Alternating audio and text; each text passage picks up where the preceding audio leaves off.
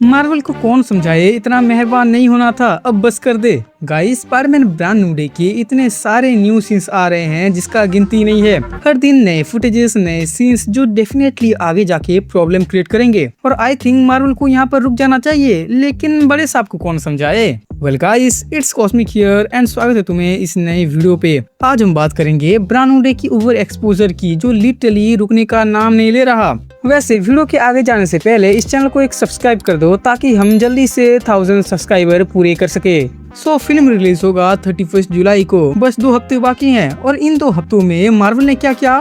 21 जुलाई को उन्होंने final trailer निकाल दिया पीटर की जर्नी के नाम से। और ये ट्रेलर सिर्फ एक नॉर्मल ट्रेलर नहीं है, ये ट्रेलर का शुरुआत होता है प्रीवियस स्पाइडरमैन मूवी के रिकैप से, जिसमें Spiderman homecoming, far from home, no way home और ब्रांड न्यू डे के फुटेजेस दिखाए गए हैं। बट इंटरेस्टिंगली उसमें सिविल वॉर के कोई भी हिंट नहीं था, जबकि वो उसका पहला डेब्यूट मूवी है। और हम देखते हैं कि इस ट्रेलर में टोनी का भी कोई रेफरेंस नहीं है, जबकि हम सब जानते हैं कि टोनी एंड पीटर का रिश्ता कितना डीप था। और टोनी के जाने के बाद पीटर किस हालात से सफर कर रहा है। मे भी ये हो सकता है कि मेकर्स बस स्पाइडरमैन की इंडिपेंडेंट जर्नी दिखाना चाहते हो। ऊपर से मार्वल वाले एवेंजर्स डूम्सडे के ट्रेलर में आरडीजे को एस डॉक्टर डूम दिखा रहे हैं, सो स्पाइडरमैन फैंस को इससे दूर रखना ही सही होगा। फिर हम पीटर की जर्नी में आगे बढ़ते हैं, जैसे ये दोनों कैसे करीब आए, कैसे पीटर ने आर्ट मे को खो दिया और उसके हाथ से कैसे सब कुछ चला गया एंड वो अकेला रह गया। उसके बाद पीटर अपने अपार्टमेंट में कंप्यूटर बेस के सामने दिखाया जाता है। और ये सब नए फुटेज है एंड ये सिर्फ एक ट्रेलर की बात नहीं है। सोचो जरा, ये ऑलरेडी तीसरा ट्रेलर है जो सोनी ने ड्रॉप किया है। और ये सिर्फ एक दिन बाद आया जब एवेंजर्स डूम्सडे का ट्रेलर रिलीज हुआ था। 2 दिन में ही 2 अलग मार्वल प्रोजेक्ट्स के नए फुटेजेस। ये कोई कॉन्फिडेंस नहीं है, ये क्लियर पैटर्न है। और ये पैटर्न डेंजरस भी साबित हो सकता है। बट कैसे?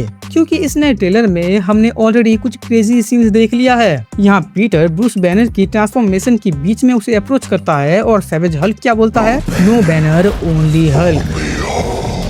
ये रैग्नारोक में पहली बार सुनाया गया था। ये फैंस के लिए इमोशनल गूज़बम्प्स वाला मूवमेंट था गाइस। लेकिन अब हमने इसे थिएटर में नहीं बल्कि अपने फोन्स और लैपटॉप में देखा है। और बस इतना ही नहीं, टीलमैन का कैरेक्टर विलियम जो स्पाइडरमैन को कुछ ये कहता है, he is the only one who can sense it. तो ठीक है ना भाई, इसे 2 बार ट्रेलर में सुन लिया, ऊपर से स्कॉर्पियन का नया सीन्स भी। नाउ यहाँ एक क्रेजी पॉइंट है, ध्यान से सुनना। जब एक फिल्म का इतना सारा फुटेजेस, इतना सारा इमोशनल मूवमेंट, इतना सारा रिवील्स आगे दिखाया जाता है, तो थिएटर में जाके देखने का मजा खराब हो जाता है। मार्वल स्टूडियो शायद भूल रहा है कि सरप्राइजेस उनका सबसे बड़ा वेपन था। इन्फिनिटी वॉर का थैनोस का स्नैप याद है? चलो छोड़ो, नो वे होम के तीनों स्पाइडरमैन याद है? वो फैक्टर इतना पावरफुल इसीलिए था क्योंकि वो अनसीन था, उसे कोई नहीं देखा था। और अब क्या हो रहा है, हर दिन सुबह उठो तो एक नए सीन तुम्हारे सामने। इंटरेस्टिंग है बट उसके साथ डर भी है। अब कुछ लोग कहेंगे कि कॉस्मिक मार्केटिंग तो जरूरी है ना, ऑडियंस तभी आएंगे जब उन्हें पता चलेगा कि एक्चुअली स्टोरी में चल क्या रहा है।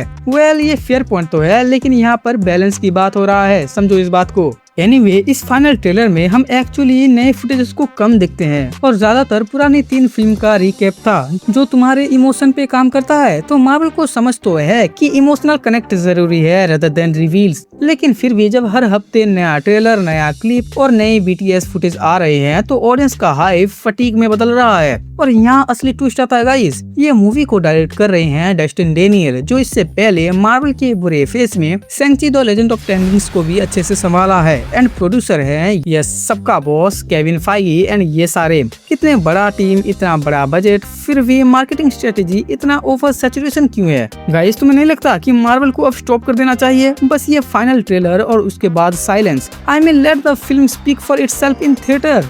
तो दोस्तों, ये था मेरा जेन्युइन ओपिनियन कि मार्वल इतना मेहरबान क्यों हो रहा है। थोड़ा सा मिस्ट्री भी बचा कर रखे, क्योंकि अगर सब कुछ पहले ही दिखा दिया तो 31 जुलाई को थिएटर में बैठने का मतलब ही क्या रहेगा। बाकी तुम्हारा क्या ख्याल है, कमेंट में जरूर बताना कि क्या मार्वल ओवर एक्सपोज कर रहा है ब्रांड न्यू डे को, या ये सिर्फ एक नॉर्मल मार्केटिंग है। और वीडियो पसंद आए तो इसे लाइक कर दो एंड मैं मिलता हूँ तुम्हें नेक्स्ट वीडियो में। तब तक स्टे कॉस्मिक।